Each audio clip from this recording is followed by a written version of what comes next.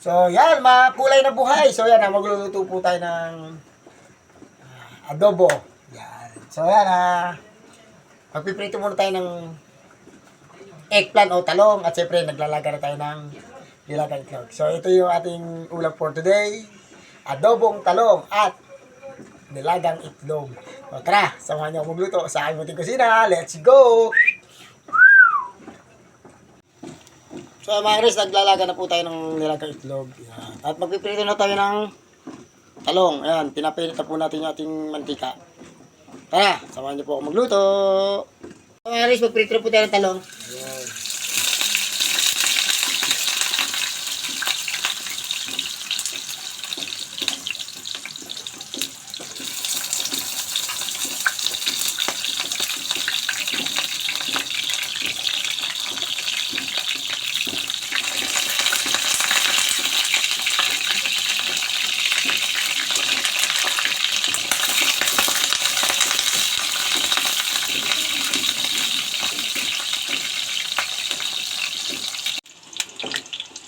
So mga guys, yung ating pritong talong at yung ating nilagang itlog. So yan. So magpiprito na po tayo. Yan, at tayo magigisa na po mamaya. Yung ating nilagang itlog. So malapit na po maluto yan mga karis, mga kawaiti, mga kambalicious. Yo! Kaya balik na rin po natin. Yan.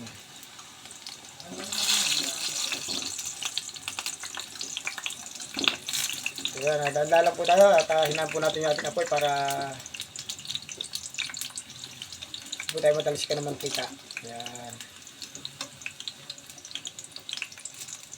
So, hingan po tayo at nagpiprito po tayo. Mga kambalicious. So mga karis, huwag na po natin talong at ipiprito na po natin lahat yung ating pinakatalong at yung ating eggplant. Yun.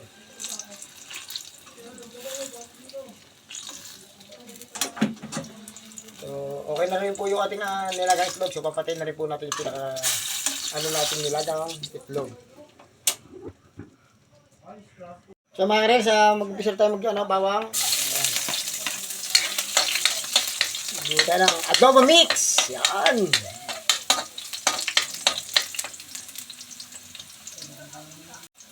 Buyas.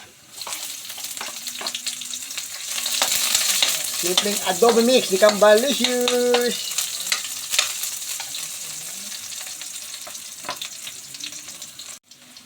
Toyo.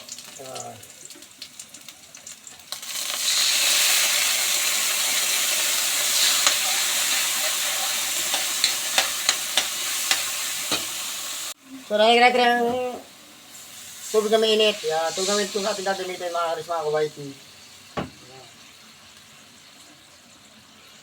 Ito yung ating paminta.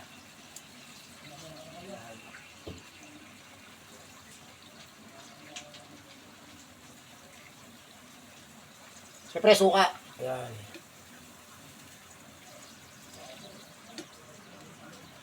Yun.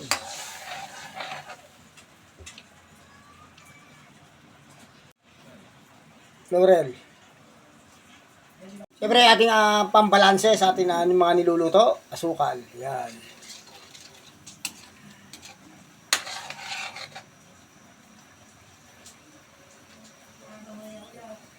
Adobo mix ni Kambalicious. Siyempre, lalagyan natin yung ating itlog. Ayun. Lagyan natin. Hoop. Yun.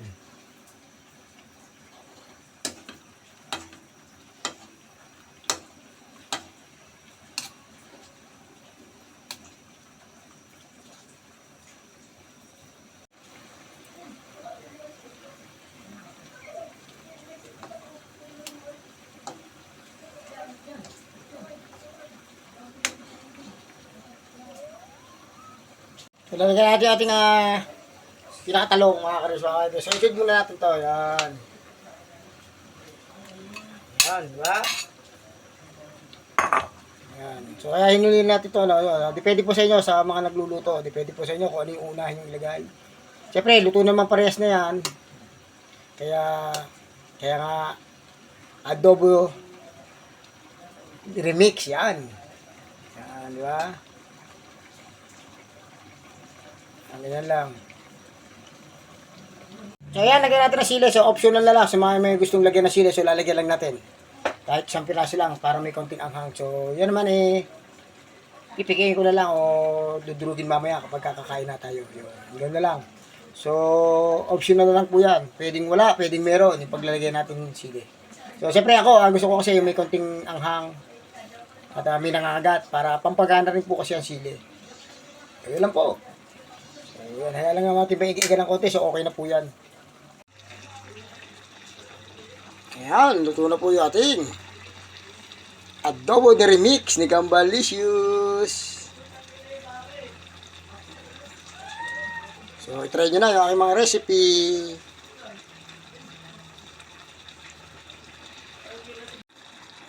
Ayan. Thank you for watching everyone. Maraming salamat po sa nanonood at sumusuporta sa aking mga video. God bless po sa ating lahat. I love you all. Bye-bye. So, ayan mga ka-reels, mga Gambalicious. Luto na po yung ating adobong remix ni Gambalicious. I-try nyo na sa kusina nyo to. Idagdag nyo sa mga recipe nyo. Adobo remix ni Gambalicious. Taray!